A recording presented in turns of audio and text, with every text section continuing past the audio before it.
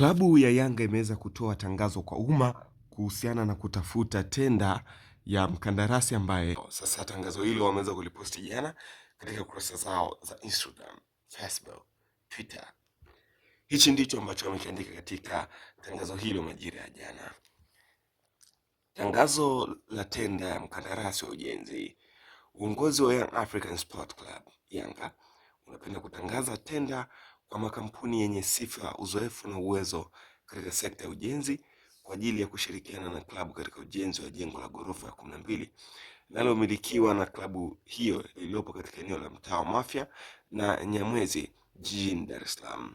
Makampuni yenye nia ya kushiriki katika tenda hii yanatakiwa kufika katika makao makuu ya Young African Sport Club kwa ajili ya kununua na kuchukua kitabu cha tenda, yani tender document, ambacho kina maelekezo, vigezo na masharti ya kushiriki katika tenda hii.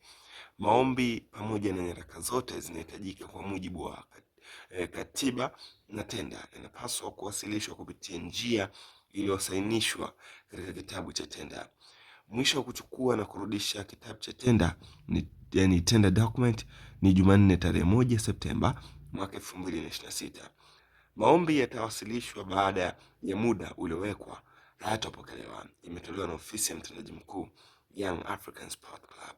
Sasa ukiangalia katika taarifa hii, Yanga wanahitaji mkandarasi ambaye ataenda katika hilo ghorofa lao ambalo ndipo makazi yao yanapopatikana. Komenti za watu zimekuwa ni nyingi kweli kweli.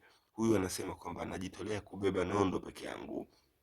Huyu anasema Yanga kwa kweli mnafanya kazi kubwa sana, Mungu awabariki. Huyu mwingine kaza kusema kwamba Yanga oye. Mwingine kaza kusema kwamba Yanga hii inakufunga ndani na nje ya uwanja. Mwingine kaza kusema kwamba kwenye mipango yako ongeza na kifo, kwani siku itaanza bila wewe. Hizo ni baadhi ya komenti za wadau. Una kipi cha kusema? Shika komenti yako hapa chini.